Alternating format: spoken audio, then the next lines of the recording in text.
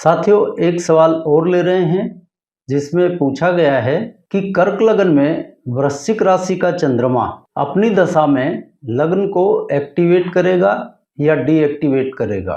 तो आपका यह सवाल बहुत जायज़ है, क्योंकि यहाँ पर चंद्रमा लग्नेश है, उसकी कर्क राशि लग्न भाव में ही है, तो इस हिसाब से तो लग्न को एक्टिव ही करना चाहिए और अपने भाव से पंचम भाव की दूरी पर बैठा है तो पंचम भाव को भी एक्टिव करना चाहिए। पर यहाँ पर चंद्रमा लग्न और पंचम दोनों को डीएक्टिवेट कर देगा।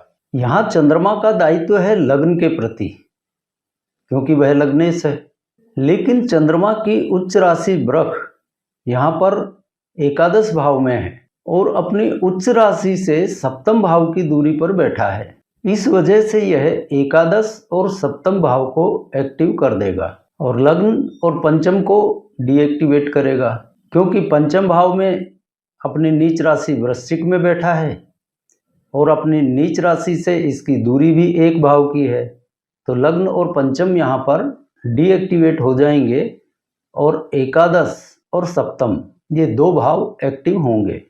और आपने पढ़ा होगा किताबों में भी कि जो ग्रह नीच का हो गया वह अच्छे फल नहीं देता है, वह खराब फल देता है, कमज़ोर हो जाता है। और यदि आप हमने जो सूत्र बताया वह लगाएंगे तो भी वही बात सामने आती है, क्योंकि भले ही यह लग्नेश है, अपने भाव से पंचम है, लेकिन वह नीच का होकर बैठा है और कोई भी ग्रह अपने नीच भाव वाले फल और नीच भाव से जो उसकी दूरी होती है उन फलों को नहीं लेने देता है। तो यहाँ नीच में बैठे हुए चंद्रमा का क्या फल होगा?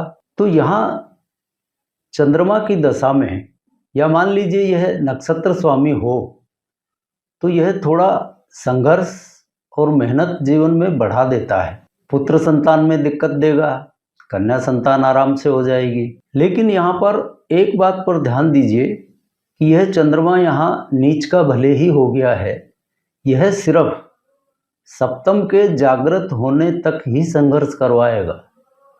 जैसे ही जातक का विवाह होता है, यानी सप्तम भाव एक्टिव हो गया, वहीं पर यह फिर जीवन में उन्नति के रास्ते खोल देता है।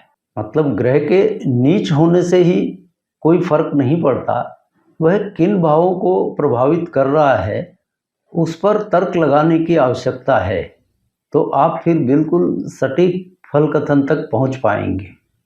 हाँ, यह बात जरूर है कि यह चंद्रमा पुत्र संतान के बारे में चिंतित रखेगा, पुत्र संतान से सुख नहीं मिलने देगा। और मान लीजिए किसी अन्य ग्रह दशा वगैरह में पुत्र हो भी जाता है तो पुत्र के साथ अच्छे संबंध नहीं रहने देता, उसकी तरफ से कोई ना कोई चिंता लगी रहती है। जबकि कन्या संतान से सुख भी मिलता है और कन्या संतान इसके लिए मददगार भी साबित होती है। तो आशा है आपको आपके सवाल का जवाब मिल गया होगा। और इसी के साथ आज के चैप्टर को यहीं विराम देते हैं और अगली बार मिलते हैं आपसे किसी अन्य विषय के साथ। तब तक के लिए जय जय सिया राम।